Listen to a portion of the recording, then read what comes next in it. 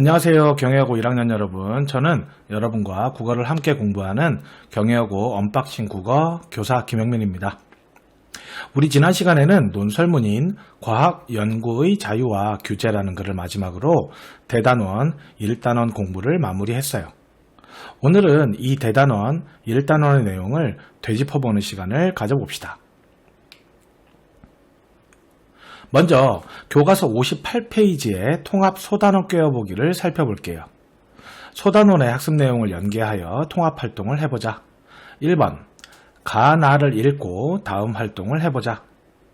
교과서에 제시된 내용을 보면 일단 가는 윤동주의 자화상 1연부터 3연까지가 제시되어 있고요. 나는 신영복의 당신이 나무를 더 사랑하는 까닭 처음 부분에 마지막 문장이 나와 있네요. 1번에 1번 가의 가만히 들여다봅니다와 나의 생각하면을 통해 공통적으로 이루어진 것. 자, 우리 자화상과 당신이 나무를 더 사랑하는 까닭을 공부하면서 제가 여러분에게 이 내용을 각각 제시하고 설명했던 기억이 나는데 여러분은 어떤가요? 자화상 작품에서 가만히 들여다본 것은 무엇이었죠? 네, 우물이었습니다. 그리고 신영복 선생님의 수필에서 필자는 이 생각을 어디에서 하고 있었나요? 네, 소강리 솔숲이었어요. 다들 기억나는 거 맞죠? 우물을 들여다보며 솔숲에서 생각하며 이거 무슨 행위였나요? 그렇죠. 바로 자신을 성찰하는 행위였습니다. 자, 1번에 2번으로 갑시다. 59페이지입니다. 1번에 2번 가의 화자와 나의 필자가 자신을 어떻게 인식하고 있는가? 이렇게 정리할 수 있겠네요. 가의 화자는 1연부터 3연에 걸쳐서 자신을 부정적으로 인식하고 있었어요. 그 다음 나의 필자는 자신을 비판적으로 인식하고 있고요. 맞죠?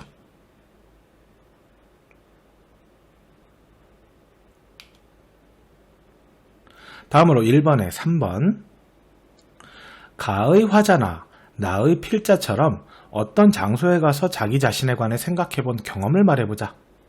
자, 명확한 정답이란 있을 수 없겠지만 이 예시 답안을 보면서 이야기해 볼까요? 호수공원에 가서 작은 돌을 호수로 던지는 행위를 했네요. 거기서 파문이 일어나는 것을 보고 나의 이기적인 행동으로 인해 이렇게 불편한 가족들의 모습을 보게 되었대요. 나의 말과 행동이 다른 사람에게 미치는 영향을 생각하고 조심해야겠다고 다짐하는 모습이네요. 자, 우리 앞서서 말했던 무엇? 자기 반성. 자, 다른 말로 뭐라 할까요? 네. 성찰의 모습이 잘 드러나는 글을 썼네요. 여러분도 혹시 이러한 경험이 있다면 조금 귀찮다고 해도 꼭 교과서에 남겨보았으면 좋겠어요. 다들 할 수 있겠죠? 다음으로 2번입니다. 2번 최척전의 최척이나 오경 중 한 사람의 입장을 택해 안남에서 우연히 만났을 때의 감회를 추억하는 글을 쓰고 짝과 바꾸어 읽어보자 라고 했습니다. 자, 이 문제는 아무래도 우리가 등교한 이후에 교실 속에서 다른 사람이 쓴 글을 읽어보는 활동을 통해 자신이 부족한 부분은 없는지, 다른 친구의 글쓰기에 장점은 무엇인지를 파악하며 함께 하는 것이 훨씬 좋겠죠. 그렇죠? 어서 그날이 왔으면 좋겠어요. 모두들 그렇게 생각하고 있죠? 자, 60페이지로 갈게요. 대단원을 마치며 주요 어휘 정리하기가 있네요. 1번 바로 알기. 다음 십자 말풀이를 완성해보자. 1번에 1번부터 볼까요? 가로 열쇠는 어떤 것의 몸이나 마음을 의지하여 맡김. 탁으로 끝나는 단어네요. 네, 의탁이죠. 세로 열쇠는 여러 사람 가운데서 쓸 사람을 뽑음. 네, 발탁입니다. 자, 이거하고 좀 이런 단어와 의미가 좀 통하는 성어 두 가지만 좀 보고 갈까요? 무의, 무탁이라는 성어가 있습니다. 예, 말 그대로 의지하고 의탁할 곳이 없다라는 말이고요. 낭중지추라는 성어도 있거든요. 주머니 속의 송곳이라는 뜻인데요. 뛰어난 재능을 가진 사람은 남의 눈에 띈다는, 이렇게 인재를 발탁할 수 있다, 뭐 이러는 것을 의미하는 성어입니다. 함께 알아두었으면 좋겠습니다. 자, 그 다음 1번에 2번. 가로 열쇠는 어떤 일이나 부문에 대하여 그것과 관계되는 전체에 걸친 또는 그런 것. 네, 전반적이라는 단어가 들어가야겠네요. 세로 열쇠는 나쁜 상태나 타락한 상태에 빠짐. 네, 전락. 이게 들어가야겠죠. 다음 2번 바로 쓰기로 가봅시다. 2번 바로 쓰기. 다음 대화를 보고 알맞은 단어를 골라보자. 축하한다 아들. 그런데 이렇게 작고 어린 물고기는 놓아주는 것이 낚시하는 사람들 사이에 불문율, 불문률. 어느 것이 옳은 표기일까요? 예, 일단 정답은 네, 불문율이 맞습니다. 한글 맞춤법 제11항의 부침 1과 관련된 이야기인데요. 우선 한글 맞춤법 제11항은 두음 법칙과 관련된 항목이에요. 두음 법칙 모두 알고 있나요? 두음, 그러니까 단어의 첫머리에서 일부 소리가 발음되는 것을 꺼려서 다른 소리로 발음되는 현상을 말하죠.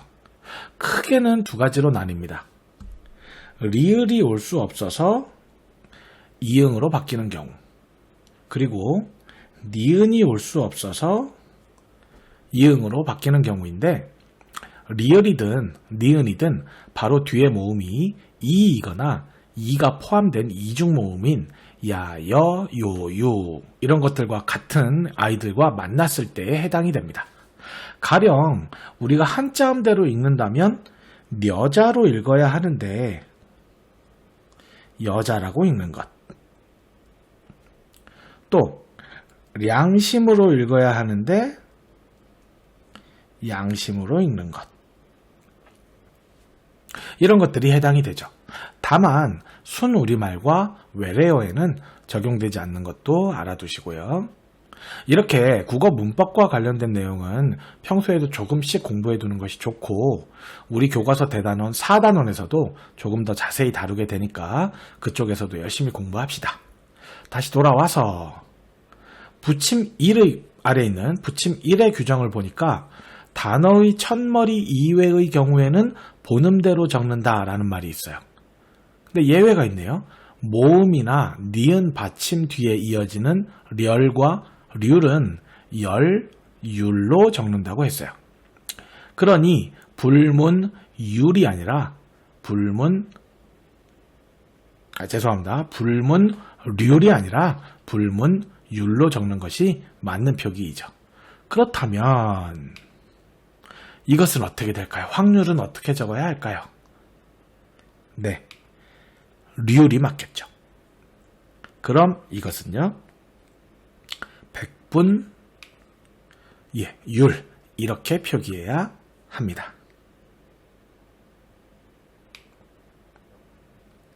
3번 바로 읽기. 다음 밑줄 친 부분의 발음으로 올바른 것을 보기에서 골라보자. 이육사의 절정이라는 작품이죠. 서리발에 밑줄이 그어져 있습니다. 여러분 교과서에는 바로 나와 있는지 모르겠는데 보기 1번에 잘못된 발음이 있어요. 조금 더 자세히 말하자면 원칙이 아니라 허용되는 발음이 나와 있거든요. 자, 1번의 세 번째 발음 서리발, 요걸 지우고요. 이렇게 서리발 요렇게 좀 고쳐줍시다. 자, 이 이유는 2번까지 한꺼번에 보고 뒤에서 설명할게요. 2번은 묻히는 여기에 밑줄이 되어 있네요. 이거 발음 어떻게 하죠? 네, 이렇게 해야죠. 묻히는. 자, 이 두 가지의 표준 발음에 대해서 알아봅시다. 우선 서리발은 표준발음법 제30항 1과 관련이 있어요. 가끔 학생들 중에서 이 조항의 이름과 내용은 다 무조건 외워야 되는 건가요? 라는 질문을 하는 경우가 있어요. 솔직히 말씀드리면 다 외울 수 있다면 정말 좋겠죠. 하지만 그게 과연 가능할까요? 자, 그렇다면 원리를 이해해서 그 원리를 기억하는 것이 더 낫겠죠. 그렇죠? 표준발음법 제30항은 사이시옷의 발음을 규정하고 있어요. 자세한 내용은 앞서 말씀드린 대단원 4단원에서 함께 꼼꼼히 보기로 하고요. 자, 서리발은 이렇게 서리 더하기 발로 만들어진 합성어예요. 서리는 하늘에서 내리는 그 서리가 맞고요. 명사죠. 발은 국립국어원 표준국어대사전을 찾아보니까 실이나 국소 따위에 가늘고 긴 물체의 가락 이렇게 나오네요. 역시 명사죠. 이렇게 서릿발은 명사와 명사가 결합한 합성명사인데 이 명사와 명사 사이에 사이시옷이 들어갔어요.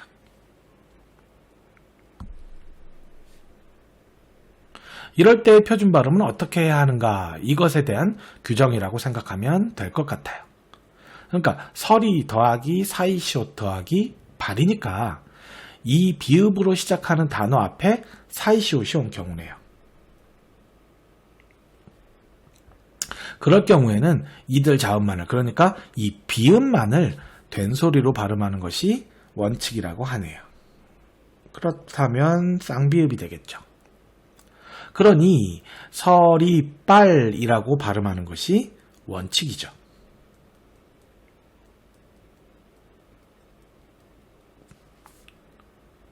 그런데 한 줄이 더 써 있어요. 이 사이시옷을 디귿으로 발음하는 것도 허용한다. 그러니 모두 허용이 되죠. 서릿발. 이것도 허용한다는 것이네요. 그래서 앞서서 서릿발을 지우고 서리빨로 바꾼 것은 원칙을 지키는 것이 우선이라고 생각했기 때문이에요. 이제 다들 이해가 되었나요? 다시 한번 말하지만 사실 이 사이시옷, 사이소리 현상과 관련해서는 고3이 될 때까지 아마 여러분을 조금 머리 아프게 할 수도 있는 영역이기는 해요. 우리가 비록 지금은 1학년이지만 꼭 올해 안에는 선생님과 함께 이 사이시옷, 사이소리 현상 이런 거 관련된 규정에 대해서 꼭 짚고 넘어갈 수 있는 시간이 있었으면 좋겠네요. 그 다음 묻히는과 관련된 표준발음법 제17항의 붙임 부분이에요. 디귿 뒤에 전미사 히가 결합되어 t를 이루는 것은 치로 발음한다. 먼저 음운 변동과 관련된 사항을 설명해 볼게요. 우선 묻히는은 무티는 이렇게 발음이 바뀌어요. 끝소리에 있는 디귿과 첫소리에 있는 히읗이 만나면 자음 축약, 거센 소리 대기라는 현상이 일어나면서 티읕으로 줄어들거든요. 그런데 이 티읕은 뒤에 이나 이로 시작되는 이중모음을 만나면 디귿과 마찬가지로 발음하기가 너무 까다롭게 된답니다. 가령 이거 발음 한번 해볼까요? 물론 여러분은 아마 자연스럽게 구지로 발음하겠지만 본래는 구디로 발음해야 하거든요. 그런데 이 두 가지의 발음을 비교하면서 혀의 위치를 한번 입속에서 느껴보세요. 구디, 구지. 어떤가요? 네, 구디라고 할 때를 보면 혀끝이 앞니의 안쪽 잇몸을 살짝 터치하는 느낌이 들죠. 그런데 구지라고 할 때에는 혀가 그렇게 앞쪽으로 나오지 않죠. 또 똑같은 이 발음을 하는데도 구지보다는 구디라고 발음할 때 입술이 더 많이 움직이게 돼요. 자, 이러니 어느 것이 더 발음하기가 편리할까요? 네, 맞죠. 당연히 구지라고 할 때가 훨씬 더 편하답니다. 사실 디귿과 티읕은 치조음, 혀끝과 윗잇몸이 닿아서 나는 소리고요. 지읒과 치읒은 혓바닥과 딱딱한 입천장의 사이에서 나는 소리거든요. 그러다 보니 이모음과 이모음으로 시작된 이중모음을 만났을 때 훨씬 편한 발음으로 옮겨가게 되는 것. 이것을 혹시 뭐라고 하는지 아나요? 네, 구개음화라고 하죠. 구개음. 앞서 말한 윗잇몸의 안쪽에서 나는 소리, 치조음이 입천장에서 나는 소리, 구개음으로 바뀐다는 뜻이에요. 치조음인 디귿과 티읕이 이모음이나 이로 시작하는 이중모음 앞에서 구개음인, 정확히는 경구개음이지만 이 구개음인 지읒과 치읒으로 바뀌어 발음되는 현상. 됐나요? 자, 다른 사례에는 뭐가 있을까? 이거 발음 한번 해볼까요?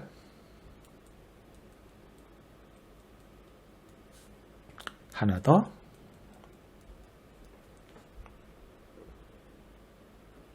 정확하게 발음했을 거라고 믿습니다. 그런데 이 구개음하에 너무 꽂혀가지고 잘못 발음하는 경우도 많아요. 자, 이 단어 발음 한번 해보세요.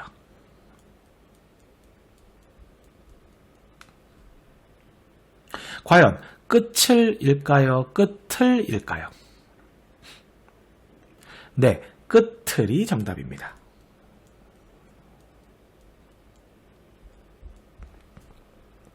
왜죠? 네, 뒤쪽에 이모음이 보이질 않죠.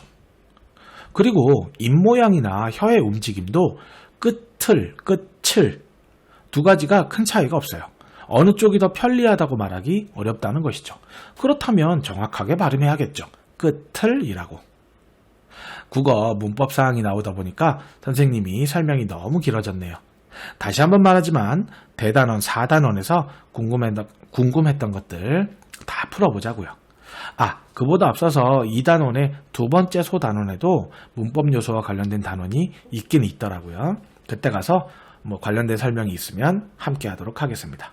오늘은 이 문법 사항은 여기까지만. 됐죠? 혹시 궁금한 것이 있다면 선생님 이메일이나 이 수업의 비공개 댓글로 언제든지 질문해 주세요. 제가 아는 것이라면 무엇이든 성실하게 답해 드리겠습니다. 자, 우리 교과서는 이렇게 마무리가 되었고요.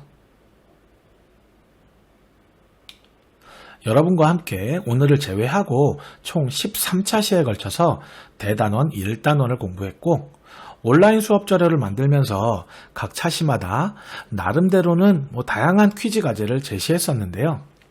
그 중에서 여러분의 오답률이 생각보다 높았던 문학작품의 문항들만 제가 모아봤거든요. 그 문제들을 지금부터 간략하게 해설해 줄게요. 여러분이 풀었던 내용 다시 기억해보며 잘 들어주었으면 좋겠네요. 먼저 1차 시에 제시했던 윤동주 선생의 길이라는 작품에 제시했던 문항인데요. 보기의 설명과 가장 관계 깊은 시어를 위 작품에서 찾아 쓰자는 것이었어요. 보기를 보면 하나의 시어가 이중적인 기능을 하는 경우가 있다. 예를 들어 유리창은, 사실 이 유리창은 정지용 시인의 유리창 1이라는 작품의 주요 소재였는데요. 기회가 되면 정지용 시인의 이 작품도 나중에 만나보기로 하고요. 이 유리창은 세상과 화자 사이에서 양자를 단절시키지만 화자가 바깥 세계를 인식할 수 있는 매개의 역할을 하기도 한다. 자, 이 유리창처럼 단절과 매개의 의미를 동시에 지니고 있는 시어를 찾으라는 것이었어요. 정답은 뭐였죠? 네, 쇠문이죠. 일단 이 쇠문은 담 이쪽의 나, 즉 길을 걷는 나, 뭐였죠? 현실적 자와 담 저쪽의 나, 이상적 자, 본질적 자가 서로 만나지 못하게, 통합하지 못하게 가로막는 방해물이죠. 하지만 한편 문이라는 소재 자체는 통로라는 성격을 지니고 있잖아요. 게다가 화자는 이 쇠문을 열 수만 있다면 담 저쪽의 나와 만날 수도 있을 것이라는 생각을 하는지도 몰라요. 왜냐하면 마지막 연을 보면 화자는 삶의 이유가 잃은 것, 즉 본질적 자아를 찾는 것이라고 했으니까요. 또 6연을 보면 길을 계속 걸어간다고 했거든요. 그러니까 단절과 매개의 의미를 동시에 지니게 된 것이랍니다. 이해됐을까요? 자, 다음 문제 한번 봅시다.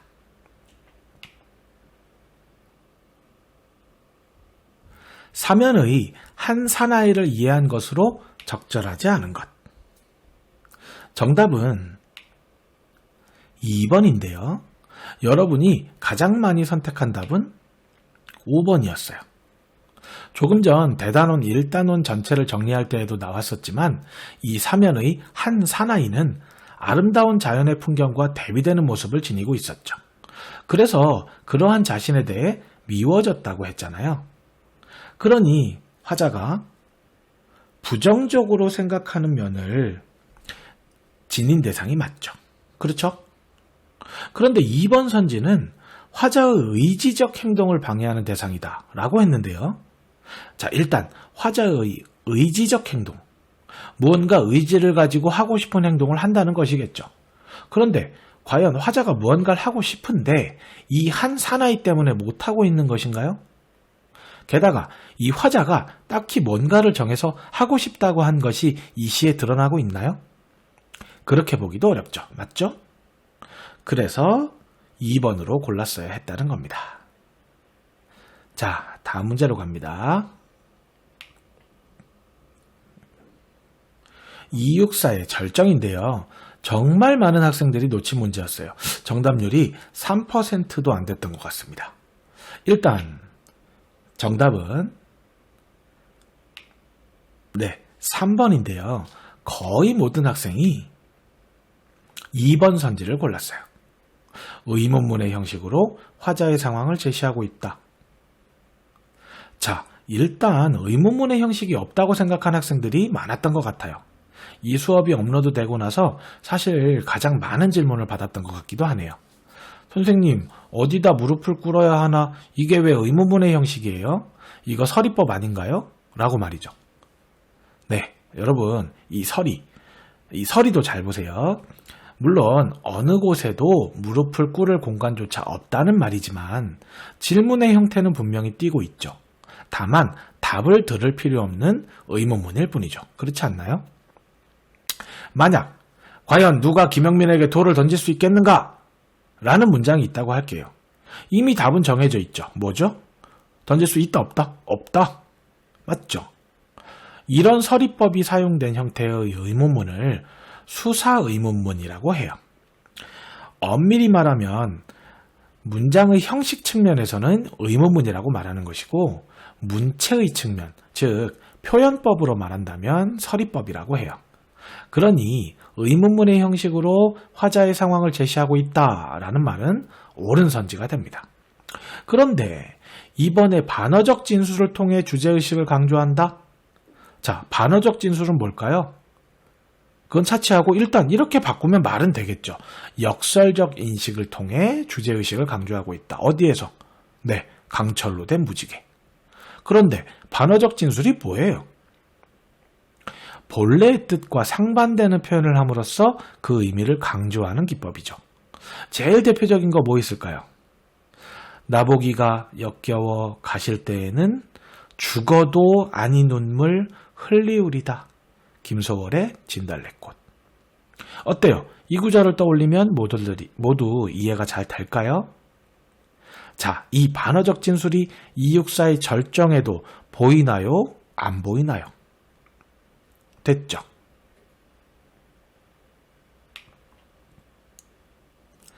다음은 8차시 조의한의 최척전에 제시되었던 문제네요. 인물 제시 방식에 대해서 묻고 있는데요. 사실 여러분에게는 정말 어려운 문제였을 것 같아요. 그런데 이 말해주기 방식과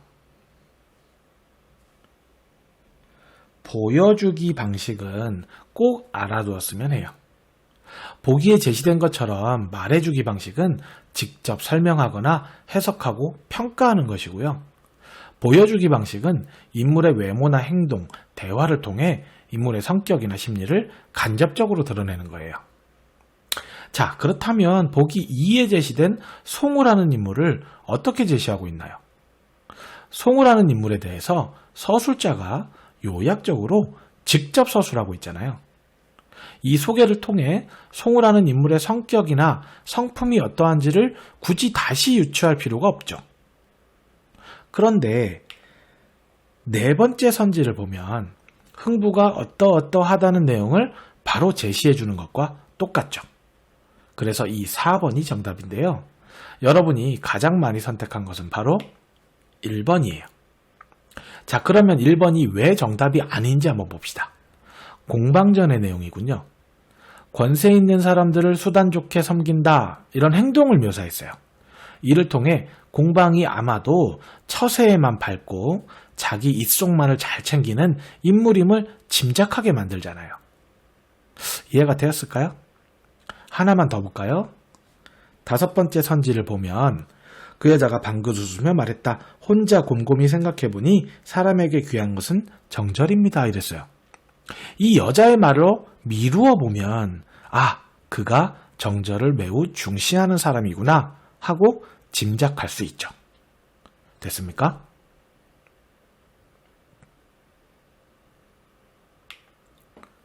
마지막으로 최척전을 활용한 속담과 관련된 문제였어요. 정답은 3번 바늘 가는데 실 간다 였는데 의외로 5번에 하늘이 무너져도 솟아날 구멍이 있다를 많이 선택했더라고요. 아마도 하늘이 무너져도 솟아날 구멍이 있다라는 이 속담의 의미는 다 알 것 같은데요.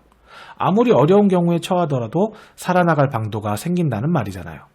그런데 밑줄이 그어진 부분을 보면, 보기에서 A 부분을 보면 최척이 홀연 깨닫고 뭐를 깨닫고 굳이 신선이 돼서 이 세상을 등지고 살아가는 것보다 친구와 함께 배를 타고 무역이나 하며 살아가는 게 훨씬 낫겠다, 이렇게 깨달은 후에 송우를 따라 중국으로 가게 된 거죠. 그야말로 가까운 친구의 조언을 수용하는 상황인 거죠. 바늘 가는데 실 간다라는 말은 사람 간의 긴밀한 관계를 비유적으로 이루는 말이에요. 그래서 이 상황에서는 바늘 가는데 실 간다라는 속담이 적절한 것이 됩니다. 됐을까요?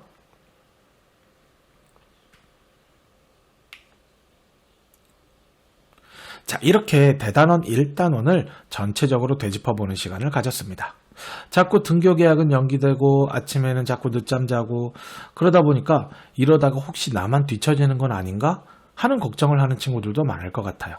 하지만 그럴수록 이제라도 마음을 다잡고 자신의 하루 계획을 꼼꼼히 세우고 부족한 공부는 반복하는 것. 그것만큼 좋은 공부 계획은 없다고 생각해요. 또 쉴 때는 확실히 쉬는 것. 알겠죠? 다음 시간부터는 대단원 2단원이 시작이 됩니다. 대화의 원리와 언어 예절. 여기부터 새롭게 시작하는 마음으로 열심히 공부해 봅시다. 오늘도 고생 많았습니다. 감사합니다.